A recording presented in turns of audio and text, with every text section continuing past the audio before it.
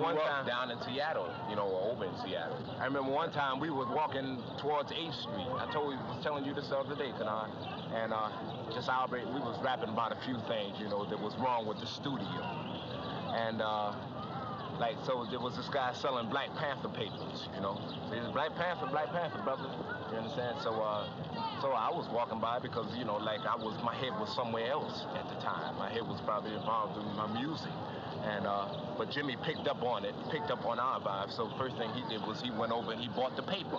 First thing, right? So Albert and I, we looked at each other, So Jimmy, so the guy said, so the Panther said, he said, "Oh wow, brothers, Jimi Hendrix buying the paper, Black Panther paper, and y'all not." You understand? So we said, yeah, well, Jimi Hendrix bought the paper because he wanted a paper.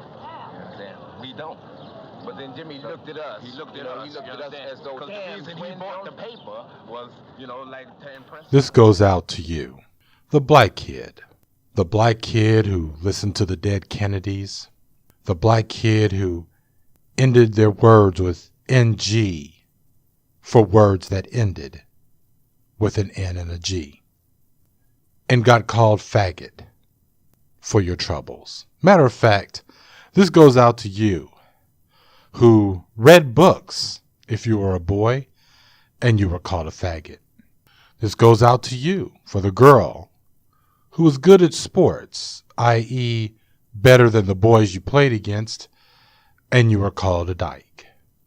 This goes out to you who gave a shit about what was happening to other people separated by 2 to 3 oceans away, who didn't look anything like you, didn't even speak the same language.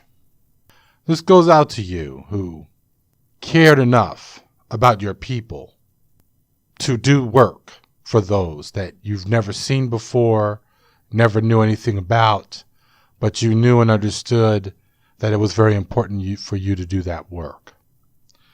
This goes out to you who dressed like you never gave a shit. This goes out to you who would stand around at a holiday table and not understanding a goddamn thing about all the people who were around you, and yet they were your blood relatives. This goes out to you who had to lie about the blockbuster movies that you saw during the summer because really you went and saw a bunch of movies that came from fucking England or France. You just simply didn't want anybody to know because you couldn't just deal with their bullshit. This goes out to you who was turned down over and over again by the bad girl. I don't want to use the B word.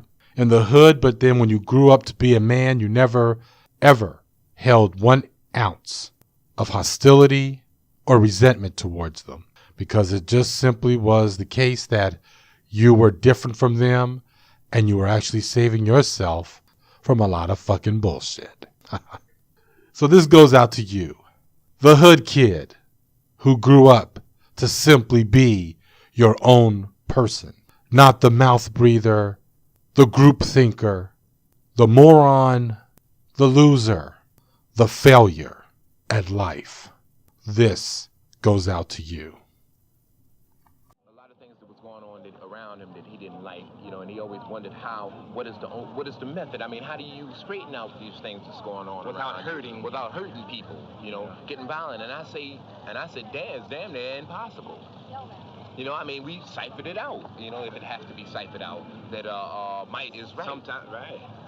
Might is right. And he was mighty. He was the king. And his castle was getting fucked up all around him, but he was the king of the castle. All he cared about was survival, and peace of mind. And that was the hardest thing in the world for him to get, man. The hardest thing in the world. Because people wouldn't leave him alone. The people that didn't mean him no good wouldn't leave him alone. The people that could do him some good, they wouldn't do it in, the manner that it would do him some good, And as far as I'm concerned, the easiest thing in the world to do is to leave somebody alone. But they just wouldn't leave him alone before and after.